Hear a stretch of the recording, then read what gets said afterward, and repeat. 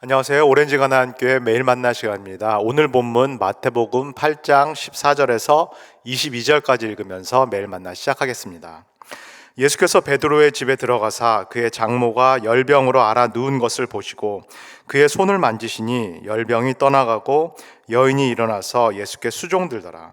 저물매 사람들이 귀신 들린 자를 많이 데리고 예수께 오거늘 예수께서 말씀으로 귀신들을 쫓아내시고 병든 자들을 다 고치시니 이는 선지자 이사야를 통하여 하신 말씀에 우리의 연약한 것을 친히 담당하시고 병을 짊어지셨도다 함을 이루려 하심이더라. 예수께서 무리가 자기를 애워싸는 것을 보시고 건너편으로 가기를 명하시리라. 한 서기관이 나와 예수께 아뢰되 선생님이여 어디로 가시든지 저는 따르리이다. 예수께서 이르시되 여우도 굴이 있고 공중에 새도 거처가 있으되 인자는 머리 둘 곳이 없다 하시더라. 제자 중에 또 한 사람이 이르되 주여 내가 먼저 가서 내 아버지를 장사하게 허락하옵소서. 예수께서 이르시되 죽은 자들이 그들의 죽은 자들을 장사하게 하고 너는 나를 따르라 하시니라. 아멘. 오늘 함께 읽은 이 8장 14절 앞부분에 나오는 이야기, 예수님께서 베드로의 집에 들어가서 열병에 걸린 베드로의 장모를 낫게 하시는 그 이야기가 나옵니다. 이 앞부분의 이야기는 우리가 어제 함께 나누었던 8장 1절에서 13절까지 거기서 나왔던 치유의 이야기들과 연결해서 이해를 해야 되겠습니다. 함께 나누었던 8장 1절에서 그리고 13절에 어떤 치유의 이야기들이 있었나요? 예수님께서 나병 환자, 심한 피부병을 앓고 있었던 이 유대인 나병 환자를 고치신 이야기가 나옵니다. 그리고 예수님께서 이방인인 로마 백부장의 하인, 먼 거리에서 말씀만으로 이 이방인 로마 백부장의 하인을 고치신 이야기가 나옵니다. 그리고 오늘 함께 읽은 이 8장 14절 15절에서 예수님께서 유대인 여인인 이 베드로의 장모의 열병을 고치시는 그런 이야기가 나옵니다. 8장에 나오는 예수님께서 고치신 이 세 인물들의 공통점이 무엇일까요? 이 세 인물들은 다 그 당시 유대 사회에서 변방에 내몰린, 구석에 내몰린, 심지어는 공동체 밖으로 격리된 그런 사람들입니다.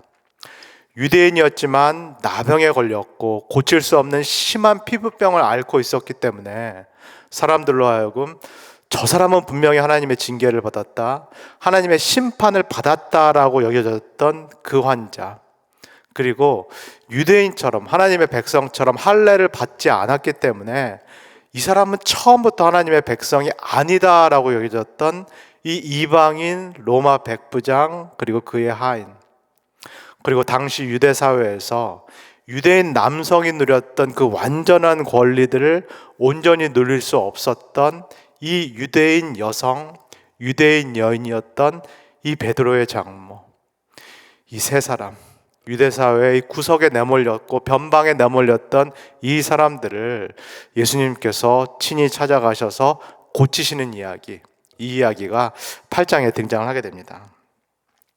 예수님께서 병든 사람들을 고치셨다, 특별히 사회 변방에 내몰린 사람들을 고치셨다라는 이 이야기를 들었을 때, 그렇다면 가버나움에 있었던 많은 사람들이 어떻게 했을까요? 16절을 읽겠습니다. 저물매 사람들이 귀신 들린 자를 많이 데리고 예수께 오거늘 예수께서 말씀으로 귀신들을 쫓아내시고 병든 자들을 다 고치시니. 여기서 저물매라는 그 말씀은 안식일 날 그 해가 저물매라는 그 얘기입니다. 안식일 규정이 끝났고 이제는 사람들이 이 예수 그리스도의 소문도 듣고 가버나움 각양각색에서 각처에서 나오게 됩니다. 그리고 예수님께서 자신에게 나온 모든 병자들, 아픈 환우들, 그리고 악한 영을 통하여서 고통을 당하고 있었던 이 사람들을 다 고쳐주셨다라고 말씀을 합니다. 우리 성도님께서 이 장면, 이 광경을 한번 머릿속으로 상상을 해보시면 좋겠습니다. 정말로 문자 그대로 하나님의 나라가 임하는 장면입니다. 왕 되신 예수 그리스도, 메시아 되신 예수 그리스도께서 이 땅에 임하시고 그의 나라가 이 땅에 임하시면서 지금까지 사람들을 괴롭히고 있었던 이 죄의 세력, 죽음의 세력, 질병의 세력, 그 다음에 악한 영의 세력이 패배하는 그 장면. 그래서 정말로 하나님의 나라가, 이 샬롬의 하나님의 나라가 이 땅에 도래하는 그 장면을 우리가 목격을 하고 있는 것입니다. 그런데 하나님의 나라가 실제로 도래하고 있는 이 장면에서 예수님께서 뜻밖의 행동을 하십니다. 18절을 읽겠습니다. 예수께서 무리가 자기를 애워싸는 것을 보시고 건너편으로 가기를 명하시니라. 예수님께서 그 자리를 피하시기를 원하십니다. 예수님께서 자신을 애워싸고 둘러싸고 있는 이 군중들, 무리들을 떠나시기를 원하십니다. 지금 이곳에 하나님의 나라가 임하고 있고, 지금 이곳에 치유의 역사가 일어나고 있어서 사람들이 예수님께 몰려들고 있고 애워싸고 있고 정말로 예수 그리스도를 왕으로 모시려고 하고 있는데, 근데 예수님께서는 뜻밖에도 그 자리를 떠나고자 하신다. 뜻밖에도 그 사람들을, 그 무리들을 떠나고자 하십니다. 예수님께서 왜 그렇게 하실까요? 예수님께서 지금 자신을 애워싸고 있는 이 군중들, 무리들의 심리를 잘 알고 계시기 때문입니다. 우리가 지난해 요한복음을 나눌 때 이 군중들, 무리들이 예수님의 오병이어의 기적을 경험하고 나서는 어떻게 했는지 혹시 기억이 나시는지요? 예수님께서, 이 군중들이 예수님을 자신들의 왕으로 세우고자 했습니다. 이 군중들이 예수님을 자신들의 왕으로 세우고, 그리고 자신들의 옆에 두고 자신들이 원하는 이 빵과 떡을 계속해서 만들어내도록 그렇게 시키고자 했습니다. 예수님을 주님이요 왕이라고 고백을 하지만은 사실은 예수님을 옆에 두고 자신들의 필요를 채우고자 하는 이 군중의 심리, 이 사람들의 심리를 예수님께서 잘 알고 계십니다. 예수님을 주님이다라고 고백을 하지만은, 예수님을 왕으로 모시고 싶다라고 고백을 하는데, 사실은 실상은 예수님을 옆에 두고, 그리고 예수님을 종으로 세워서 자신들이 원하는 것을 채우고 싶다라는 자신에게 몰려든 이 군중들, 무리들의 심리를 예수님께서 알고 계시기 때문입니다. 그래서 예수님이 사람들을 떠나고 무리들과 거리를 두고 저곳으로 가시겠다라고 말씀을 하십니다. 그런데 그곳에서도 또 한 사람이 이 예수님의 치유의 사건에 대한 소문도 듣고 찾아옵니다. 19절을 읽겠습니다. 한 서기관이 나와 예수께 아뢰되 선생님이여 어디로 가시든지 저는 따르리이다. 가버나움 지역, 이 갈릴리 지역에 포함되어 있는 이 가버나움 지역에서 활동하고 있었던 한 서기관이 예수님을 찾아옵니다. 그리고 예수님께 이렇게 말합니다. 저는 예수님 당신의 소문을 들었습니다. 저는 당신의 제자가 되기를 원합니다.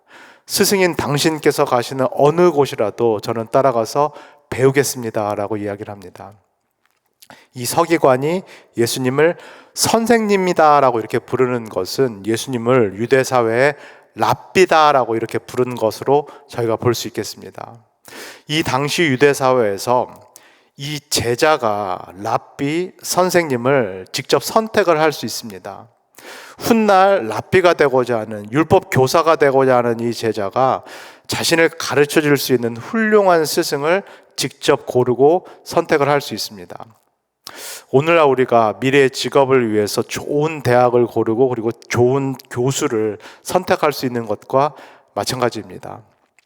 지금 이 서기관, 사실은 갈릴리 지역이라는, 가버나움이라는 변방 지역에서 활동하고 있었던 이 서기관은 예수님과 같이 이렇게 말씀에 권위가 있는 랍비를 모신다라고 한다면, 그리고 말씀뿐만 아니라 사실은 치유의 능력까지 있는 이 스승을 자신이 모신다라면은, 그리고 이분에게 사사를 받는다라고 하면은 나도 훗날 위대한 랍비가 될 수 있다라는 생각을 합니다. 그래서 나도 위대한 율법 교사 랍비가 되어서 더 이상 이 갈릴리 가버나움 변방에서 활동하는 그런 무명의 랍비가 아니라 이제 나도 중심지에 나아갈 수 있다. 이제 나도 예루살렘과 같은 곳에 가서 그곳에서 명성을 떨칠 수 있고 그곳에서 전국구 랍비로 활동을 할 수 있다라는 그런 생각을 하게 됩니다.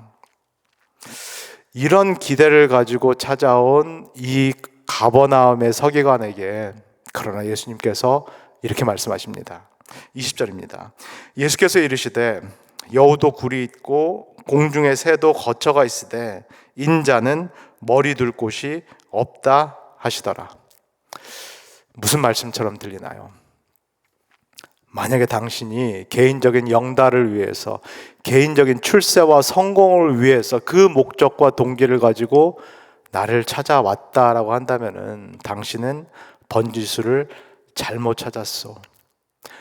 내가 가고자 하는 길, 내가 걷고자 하는 그 좁은 길은 십자가의 길이요. 나는 개인적인 성공과 영광을 위한 길을 걸어가겠다라는 것이 아니라 나는 머리 둘 곳도 없는, 사람들에게 환영받지 못할 수 있는 그 좁은 길을 걷겠소. 나는 내 야망과 내 꿈과 내 비전을 성취할 수 있는 그런 길이 아니라 하나님의 꿈, 하나님의 사명, 하나님의 비전, 그리고 그 하나님의 나라를 이루기 위해서 이 땅에 온 것이요.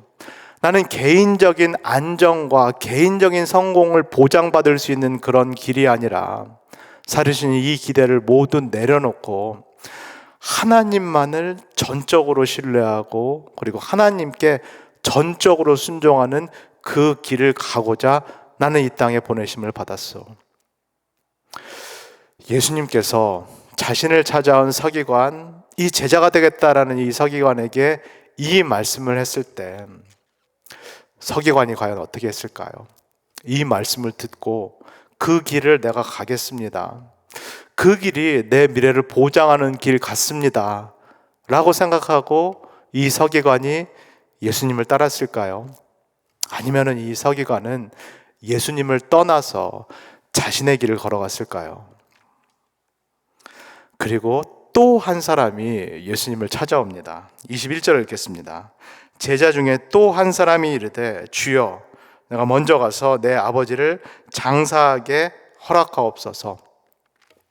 이 사람이 정확히 누구인지는 알기가 어렵습니다. 그러나 방금 읽은 구절은 이 사람이 제자들 중에 한 사람이다 라고 말씀합니다. 그러나 이 사람이 우리가 이름을 알 수 있는 이 예수님의 12 제자들 중에 한 명이었다라고 보기는 어렵습니다. 예수님을 지근거리에서 모셨고 동고동락했던 우리가 이름을 알고 있는 그 코어 그룹, 핵심 그룹 12 제자들이 있었습니다. 그리고 이 코어 그룹 주위에 바깥에 예수님을 따라다녔던 이 광범위한 그런 제자 그룹들이 있었습니다. 지금 본문에 나오는 이 제자 중에 한 사람이라는 것은 이 주변에 있었던 이 제자 그룹, 이 광범위한 제자 그룹의 일원이었던 것으로 보여집니다. 이 제자가 예수님께 나옵니다. 예수님, 나는 당신을 지금 따르고 있는데 그러나 내 아버지가 돌아가셨습니다. 내가 이 아버지를 장사를 지내고 다시 돌아와서 예수님 당신을 따르겠습니다. 구약의 율법에 따르면은 이 시신, 사망한 시신을 장사 지내는 것은 되도록 빨리 해야 됩니다. 되도록 24시간 안에, 하루 안에 해야 됩니다. 전체 장례 일정은 약 7일간 진행되는데 시신의 부패를 막기 위해서 시신을 장사 지내는 이 일은 되도록 하루 안에 빨리 마쳐야 됩니다. 그리고 구약의 율법에 따르면은 부모의 시신을 장사 지내는 것은 유대인의 가장 중요한 의무들 중에서 하나입니다. 그래서 제사장도, 거룩한 성전에서 제사를 지내는 제사장도 만약에 부모가 돌아가셨을 경우에는 이 부모의 시신을 장사 지내기 위해서 제사장의 직무를 멈출 수 있습니다. 그리고 시신을 장사 지낸 이후에 돌아와서 다시 제사장 직무를 할 수 있습니다. 유대교 율법에 따르면은 시신에 접촉을 하는 것, 주검을 만지는 것 자체가 부정한 일인데 그럼에도 불구하고 부모의 시신을 장사 지내는 것은 제사장을 포함해서 유대인들이 해야 될 가장 중요한 의무들 중에 하나입니다. 그런데 예수님께서 이 자식의 도리를 지키겠다라는 이 제자, 율법 규정을 지키겠다라는 이 제자에게 이렇게 말씀하십니다. 22절입니다. 예수께서 이르시되 죽은 자들이 그들의 죽은 자들을 장사하게 하고 너는 나를 따르라 하시니라. 예수님의 말씀이 이해하기가 어렵습니다. 예수님의 말씀이 너무 난해하고 사실상 이 예수님의 말씀을 어떻게 받아들여야 하는지가 어렵기 때문에 해석이 분분합니다. 우리가 마태복음 5장을 통해서 본 것처럼 예수님께서는 당신께서 율법을 폐하러 오신 분이 아니다라고 말씀하셨습니다. 그리고 율법은, 이 구약의 말씀은 1.1획도 반드시 지켜야 된다라고 그렇게 말씀하셨습니다. 그리고 당신을 따르는 참된 그리스도인들이라면은 서기관과 바리새인들의 의보다도 더 높아야 된다라고 말씀합니다. 그렇다면 분명히 10계명, 그 중에서도 제5계명에 나와 있는데 내 부모를 공경하라라는 그 하나님의 말씀이 나와 있고 구약의 율법 규정에 따라서 부모의 시신을 장사 지내는 것이 유대인으로서 가장 중요한 종교적인 덕목인데 이것을 지금 금지하고 있는, 이것을 하지 말라라고 말씀하시는 이 예수님의 명령을 우리가 어떻게 이해를 해야 될까요? 예수님의 말씀은 제자로서의 삶에 있어서 분명한 우선순위를 정하라는 말씀입니다. 예수 그리스도의 제자가 된다라는 것은 단지 내가 세상을 떠난다거나 속세를 떠난다거나 내가 세상에서 맺고 있었던, 심지어는 부모와 자식 간의 그런 관계와 연을 끊으라는 말씀이 결코 아닙니다. 우리가 8장 14절 이 앞에서 본 것처럼 예수님의 수제자였던 베드로도 이 가버나움이라는 도시에 자신의 거처, 자신이 소유하고 있었던 집이 여전히 있었습니다. 그리고 그 거처, 그 집에서 자신의 장모를 비롯하여서 가족을 부양하는 그 책임, 그 의무를 다하고 있었습니다. 예수님께서 지금 여기에서 말씀하고 있는 것은 제자가 됐기 때문에 이 모든 의무와 책임을 하지 말라라는 말씀이 결코 아니겠습니다. 그러나 예수님을 따른다라는 것, 예수님의 제자가 된다라는 것은 삶에 있어서 결정적인 순간에 선택을 해야 된다라는 말씀입니다. 결정적인 순간에 우선순위를 세워서 선택을 해야 된다라는 그런 말씀입니다. 앞에서 본 것처럼 이 예수님을 찾아왔던, 예수님을 따르겠다라고 말했던 군중들, 무리들, 그리고 서기관들은 사실상 이 우선순위가 뒤바뀌어 있습니다. 사실상 주객이 전도되어 있습니다. 예수님을 왕으로 모시겠다, 내가 예수님을 스승으로 모시고 따르겠다라고 말을 했지만 사실은 우선순위가 뒤바뀌어 있고 주객이 전도되어 있기 때문에 예수님을 자신이 원하는 그 방법으로 이용하고자 했던 것. 그러나 참된 제자, 예수님을 따르는 참된 제자는 달라야 된다라고 예수님께서 말씀합니다. 우선순위를 분명히 세우고 하나님의 나라와 그 의를 먼저 구하라라고 예수님께서 말씀합니다. 우선순위에 따라서 하나님의 나라와 그 의를 먼저 구하면 그 외에 다른 모든 것들은 예수님께서 채우시겠다, 그리고 예수님께서 더하시겠다라고 말씀합니다. 하나님과의 이 수직적인 올바른 관계가 질서 있게 바로 세워지면, 하나님이 왕이요 주님이시요 내가 따라야 될 스승이다라는 이 올바른 수직적인 관계가 바로 세워지면은, 그렇다면 세상에서의 이 수평적인 관계에서도 올바른 질서가 세워질 것이다라는 예수님의 말씀입니다. 사랑하는 우리 오렌지 가나안교회 성도 여러분, 오늘 본문의 말씀 8장 14절에서 22절까지의 말씀을 들으시면서 우리가 이 질문을 함께 생각해 보면 좋겠습니다. 이 본문에 등장했던 사람들 중에서 우리는, 그리고 나는 누구에 가깝나요? 예수님을 주님이라고 부르면서 따라왔지만 사실은 예수님을 나의 필요에 따라서 이렇게 이용하고 싶었던 그 군중들, 그 무리들의 우리가 가까운가요? 아니면은 예수님을 스승으로 모시겠다, 예수님이 가시는 곳은 어디든지 따라가겠다라고 말을 했지만 사실은 자신의 개인적인 영달, 자신의 개인적인 출세를 위해서 예수님을 따르고자 했던 그 가버나움의 서기관의 모습과 우리가 닮아 있나요? 아니면은 예수님을 따르겠다라고 헌신한 제자였지만은 삶의 우선순위에서 여전히 하나님의 나라와 그의 의를 제일 앞에 두기를 주저하는 그 제자의 모습과 우리가 닮아 있나요? 저는 이 세 그룹, 이 세 사람들의 모습을 우리가, 그리고 제가 모두 다 갖고 있다라는 그런 생각이 듭니다. 우리가 제자로 부름을 받았지만, 그리스도인으로 부름을 받았지만 여전히 이 땅에서는 부족하고 연약하고 불완전한 제자요, 여전히 우리는 이 길을 걷고 있을 뿐이요, 여전히 우리는 미생의 제자다라는 것을 오늘 본문을 통하여서 고백하지 않을 수 없겠습니다. 그러나 중요한 것은 이것입니다. 이 모든 것을 다 알고 계시는 우리 주님께서, 사실은 우리가 하나님을 왜 따른다라는 우리의 심리까지도 알고 계시는 그 하나님께서 그럼에도 불구하고 우리를 선택하셔서 그리스도인으로, 그리고 제자로서 부르셨다라는 사실입니다.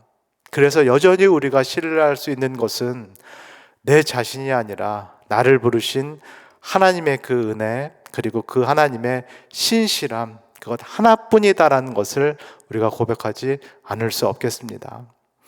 오늘도 그리스도인으로 부르심을 받았고, 또 오늘도 제자의 길을 걸으라는 이 하나님의 명령을 받으신 우리 모든 성도님들, 부족하고 여전히 연약하지만 나를 부르신 하나님의 그 신실하심, 나를 부르시고 나를 제자로 만들어 가시는 그 하나님의 은혜를 의지하면서 오늘도 부름받은 그곳에서, 그리고 내가 오늘도 제자로 파송받은 세상의 그곳에서 이 제자의 길을 성실히 걸어갈 수 있는 우리 모두가 되기를 주님의 이름으로 간절히 소원합니다. 다 같이 기도하겠습니다.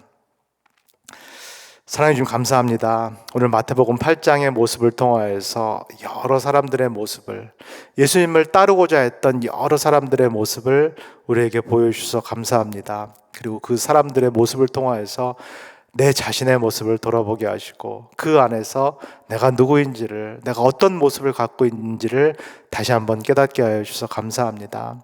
하나님 아버지, 군중들, 무리들 같이, 그리고 서기관 같이, 그리고 예수님의 제자가 됐지만 그러나 삶의 우선순위를 정하지 못하고 있었던 그 제자와 같이 그 모든 모습들, 그 모든 마음들, 심리들이 우리 내면 가운데, 우리 삶 가운데 있다라는 것을 주님께 정직하게 고백합니다.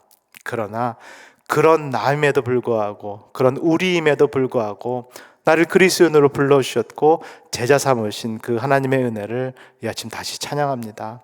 오늘도 이 하나님의 신실하심, 은혜만을 의지하오니 하나님 부름받은 세상에서 오늘도 그리스도인으로서 또 제자로서 살아갈 수 있도록 우리 모두를 축복하여 주시옵소서. 감사드리며 예수님의 이름으로 기도합니다. 아멘.